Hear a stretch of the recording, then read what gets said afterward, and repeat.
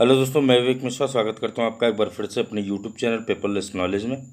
तो आज है 4 सितंबर और आज हम लोग बात करेंगे 4 सितंबर से जो भी क्वेश्चंस बन रहे हैं उस पर हम लोग विस्तृत चर्चा करेंगे। तो वीडियो को एकदम ध्यान से अंत तक देखिएगा क्योंकि हम लोग इसी से कुछ क्वेश्चंस पे चर्चा भी करेंगे जिसका आंसर आपको हमारे कमेंट बॉक्स में जाके देना है। अगर अभी तक आपने हमारे चैनल को सब्सक्राइब ना किया है तो इसे सब्सक्राइब कर लें। दिए हुए बेल आइकन को जरूर प्रेस करें जिससे कि आपको आने वाली हर नोटिफिकेशन टाइमली मिल सके। चलिए बात करते हैं आज के क्वेश्चंस की। तो आज का पहला क्वेश्चन है, तो दोस्तों यहाँ पे आपसे जो कल क्वेश्चन पूछा गया था, यहाँ पे पहला क्वेश्चन था, पहली तिमाही में भारत के जीडीपी में कितने प्रतिशत की कमी दर्ज की गई। 4 ऑप्शंस यहाँ पे आपके दिए गए हैं। इन चारों में जो सही आंसर है वो है ऑप्शन ए 23.9%। अपने आंसर से इसे मिला लीजिएगा। नेक्स्ट क्वेश्चन पे चलते हैं। नेक्स्ट क्वेश्चन आपसे पूछा गया था कि हाल ही में लोकसभा के सचिव के रूप में किसे नियुक्त किया गया है। यहाँ भी आपके 4 ऑप्शन दिए गए हैं। इनमें जो सही आंसर है वो है ऑप्शन बी उत्पल कुमार। तो इसे भी अपने आंसर से मिला लीजिएगा। दोनों आंसर को अपने आंसर से मिला लीजिएगा। नेक्स्ट क्वेश्चन पे चलते हैं। नेक्स्ट क्वेश्चन है हमारा, नागरिक उड्डयन सुरक्षा ब्यूरो की पहली महिला महानिदेशक कौन बनी। 4 ऑप्शन यहाँ पे आपके दिए गए हैं। इनमें जो सही आंसर है वो है ऑप्शन बी ऊषा पाढ़े। तो आपको बता दें दोस्तों, यहाँ पे ध्यान दीजिएगा, यहाँ पे आपसे पूछा जा रहा है कि पहली महिला महानिदेशक के बारे में। तो यहाँ पे ध्यान दीजिएगा कि ऊषा पाढ़े का नाम आता है जो कि पूर्व में नागरिक उड्डयन मंत्रालय की संयुक्त सचिव थी और अब नागरिक उड्डयन सुरक्षा ब्यूरो के महानिदेशक का इन्हें अतिरिक्त प्रभार सौंपा गया है और इस पद पर नियुक्त होने वाली ये पहली महिला और तीसरी आईएएस अधिकारी हैं। इनको किसके स्थान पर नियुक्त किया गया है, तो इनको राकेश अस्थाना के स्थान पर नियुक्त किया गया है। राकेश अस्थाना जो कि इस समय जो है बीएसएफ के महानिदेशक के पद पर कार्यरत हैं, उनके स्थान पर इनकी नियुक्ति हुई है।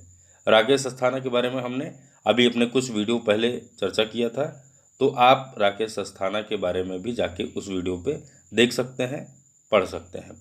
आइए हम लोग कुछ रिवीजन पॉइंट पे चर्चा कर लेते हैं। जैसे कि अभी हाल ही में एसीसी ने वीके यादव को रेलवे बोर्ड का सीईओ नियुक्त करने की मंजूरी दी है।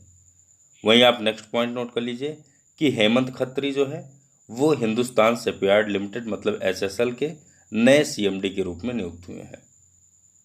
और एक पॉइंट आप यहाँ पे नोट कर सकते हैं कि राजीव कुमार भारत के नए चुनाव आयुक्त का प्रभार ग्रहण किए हैं। मतलब कि भारत के जो नए आयुक्त का पदभार जिनको मिला है अभी, वो राजीव कुमार जी को मिला है। ठीक है। और विनो टोन्स इस समय जो है वो एसबीआई म्यूचुअल फंड के नए एमडी और सीईओ बने हैं। तो ये सारे पॉइंट्स आप नोट करते चलिएगा क्योंकि ये सारे जो क्वेश्चंस बन सकते हैं वो 1 नंबर के क्वेश्चंस बन सकते हैं और आपकी आने वाली परीक्षाओं में ये आपसे पूछे जा सकते हैं। नेक्स्ट क्वेश्चन पे चलते हैं। नेक्स्ट क्वेश्चन है हमारा, गंदगी भारत छोड़ो अभियान की शुरुआत किस राज्य द्वारा शुरू की गई। यहाँ पे गंदगी भारत छोड़ो अभियान की बात की जा रही है। ये एक स्वच्छता अभियान जैसा अभियान चलाया जा रहा है जो कि मध्य प्रदेश सरकार द्वारा ये चलाया जा रहा है। यहाँ पे आपका ऑप्शन ए सही होगा। मध्य प्रदेश के मुख्यमंत्री शिवराज सिंह चौहान जी हैं और उनके द्वारा यह अभियान की शुरुआत की गई है। मध्य प्रदेश आपका क्षेत्रफल की दृष्टि से भारत में दूसरे नंबर पर इस राज्य की जो है नाम आता है। और इसमें जो है आपको बता दें हम कि जैसे कि यहाँ पे पूछा जा रहा है आपसे कि गंदगी भारत छोड़ो अभियान की शुरुआत किस राज्य द्वारा शुरू की गई, तो यहाँ पे मध्य प्रदेश आपका सही आंसर होगा। और इस अभियान को 15 दिनों तक लगातार चलाया जाएगा। इसके तहत 7,178 बस्तियों में जागरूकता कार्यक्रम आयोजित किए गए हैं और इसमें राज्य के 378 नगरीय निकायों के लगभग 35 लाख लोगों ने हिस्सा लिया। इस अभियान में शहरी निकायों के प्रदर्शन के अनुसार सबसे बेहतर जो कार्य करेंगे उनको जो है मुख्यमंत्री द्वारा सम्मान भी मिलेगा। यहाँ पे हम लोगों ने चर्चा की कि गंदगी भारत छोड़ो अभियान जो है किस राज्य द्वारा चलाया जाएगा, तो सही आंसर है आपका मध्य प्रदेश। एक बार फिर से नोट कर लीजिएगा। आइए हम लोग थोड़ा सा रिवीजन कर लेते हैं इस क्वेश्चंस के रिलेटेड। ऐसे और भी क्वेश्चंस आपसे पूछे जा सकते हैं, जैसे कि गुजरात में 31 अक्टूबर से अभी शुरू होने वाली है सीप्लेन सेवा। ठीक है, ये आप नोट कर लीजिए। वहीं आपको बता दें कि अभी हम लोगों ने कुछ दिन पहले चर्चा की थी मेजर ध्यानचंद विजय पथ योजना की, जो कि उत्तर प्रदेश सरकार द्वारा इसे शुरू की जा रही है। ये भी आप नोट कर सकते हैं कि यूपी सरकार ने अभी हाल ही में शुरू की है मेजर ध्यानचंद विजय पथ योजना। और नेक्स्ट पॉइंट, केरल की अगर हम बात करेंगे तो केरल में भारत का पहला अंतर्राष्ट्रीय महिला व्यापार केंद्र स्थापित किया जाएगा। कौन सा? अंतर्राष्ट्रीय महिला व्यापार केंद्र जो है जो कि भारत का सबसे पहला अंतर्राष्ट्रीय महिला व्यापार केंद्र होगा, वो केरल में स्थापित किया जाएगा। और केरल सरकार ने, अभी हमने कुछ दिन पहले इस वीडियो में जो है चर्चा भी की थी कि एम्बुलेंस प्रतीक्षा सेवा शुरू करने वाली जो है पहली राज्य जो है वो केरल ही है, जो कि केरल सरकार द्वारा यह पहली एम्बुलेंस प्रतीक्षा सेवा की शुरुआत की गई है। ठीक, नेक्स्ट क्वेश्चन पे चलेंगे। नेक्स्ट क्वेश्चन है हमारा, कैबिनेट ने किस राज्य के राजभाषा विधेयक 2020 को मंजूरी दी है? 4 ऑप्शन यहाँ पे आपके दिए गए हैं। इनमें जो सही आंसर है वो है option A, Jammu and Kashmir राजभाषा। ठीक है, तो इसे हम J&K राजभाषा से प्रदर्शित करते हैं। J&K मतलब जम्मू एंड कश्मीर। आपको बता दें कि जम्मू और कश्मीर राजभाषा विधेयक 2020 के अनुसार उर्दू और अंग्रेजी के साथ साथ कश्मीरी, डोगरी और हिंदी जम्मू और कश्मीर केंद्र शासित प्रदेशों की आधिकारिक भाषा होंगी। ठीक है, और यह विधेयक आगे आने वाले मानसून सत्र में संसद में पेश किया जाएगा। वहीं पे हम नेक्स्ट पॉइंट आपको बता दें कि जम्मू और कश्मीर की बात कर रहे हैं हम लोग, तो जम्मू और कश्मीर के लेफ्टिनेंट गवर्नर इस समय कौन है? मनोज सिन्हा जी हैं। और केंद्रीय सूचना और प्रसारण मंत्री प्रकाश जावड़ेकर जी हैं, जो कि यहाँ पे अभी हम लोग बात कर रहे थे कि राजभाषा विधेयक की, इसलिए यहाँ पे हमने चर्चा की है कि केंद्रीय सूचना और प्रसारण मंत्री कौन है, तो प्रकाश जावड़ेकर जी हैं। तो यहाँ पे आपका जो सही आंसर होगा वो है ऑप्शन ए, जम्मू और कश्मीर राजभाषा। ठीक है, नेक्स्ट क्वेश्चन पे चलेंगे। नेक्स्ट क्वेश्चन है हमारा, किस फिनटेक कंपनी को फिनटेक 250 की सूची में सबसे तेज़ी से बढ़ते फिनटेक स्टार्टअप का नाम दिया गया है? 4 ऑप्शंस यहाँ पे आपके दिए गए हैं। इनमें जो सही आंसर है वो है ऑप्शन डी, रेजरपे। तो आपको बता दें कि बेंगलुरु स्थित फाइनेंशियल सॉल्यूशंस कंपनी रेजरपे को CV इनसाइट्स द्वारा फिनटेक 250 की सबसे तेज़ बढ़ते फिनटेक स्टार्टअप की सूची में रखा गया है। वहीं आपको बता दें कि रेजरपे ने महीने दर महीने 35% की वृद्धि दर दर्ज की और अभी हाल ही में उनके हाल के महीनों में डिजिटल भुगतान क्षेत्र में महत्वपूर्ण योगदान दिया है।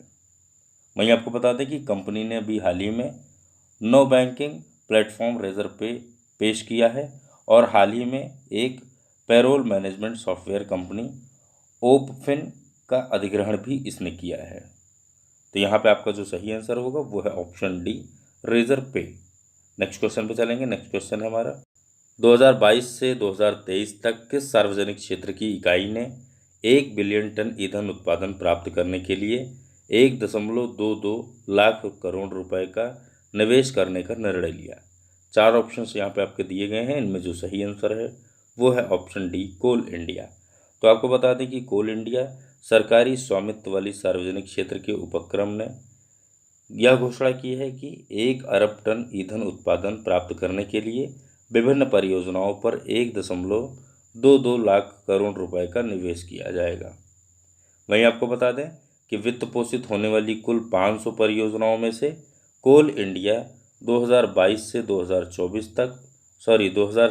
2024 तक कोयला निकासी, खान अवसंरचना और परियोजना विकास से संबंधित परियोजनाओं में से एक बड़ा हिस्सा निवेश करेगी।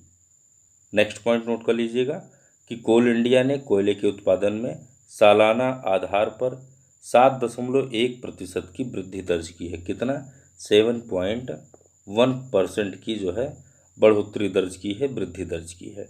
सही आंसर आपका होगा ऑप्शन डी, कोल इंडिया। नेक्स्ट क्वेश्चन पे चलेंगे। नेक्स्ट क्वेश्चन है हमारा, भारत ने समुद्री सुरक्षा और सहकारिता पर किस देश के साथ एक आभासी बैठक की? 4 ऑप्शन यहाँ पे अभी आपके दिए गए हैं। इनमें जो सही आंसर है वो है ऑप्शन बी, नाइजीरिया।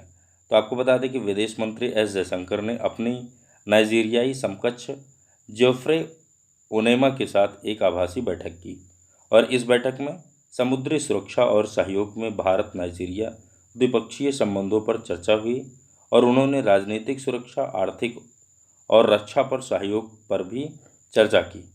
आपको बता दें कि भारत नाइजीरिया का सबसे बड़ा व्यापारिक भागीदार है और अफ्रीका में नाइजीरिया भारत का सबसे बड़ा व्यापारिक भागीदार है। तो यहाँ पे आपका सही आंसर जो है वो है ऑप्शन बी, नाइजीरिया। मतलब कि भारत ने समुद्री सुरक्षा और सहकारिता पर नाइजीरिया के साथ एक आभासी बैठक की, जो कि एस जयशंकर एस जयशंकर के साथ हुई है, जो कि भारत के विदेश मंत्री हैं।